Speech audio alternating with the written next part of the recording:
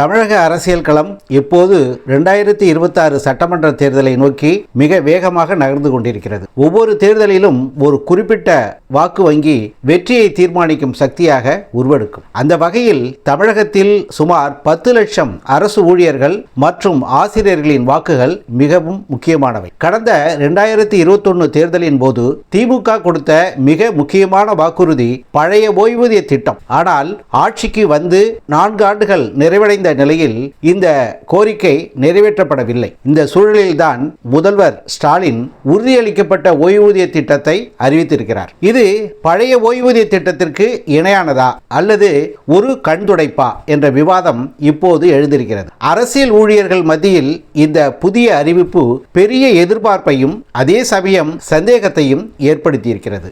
அரசு ஊழியர்கள் இந்த திட்டத்தை முழுமையாக ஏற்றுக்கொள்வார்களா என்பதுதான் $1 மில்லியன் கேள்வியாக எழுந்திருக்கிறது.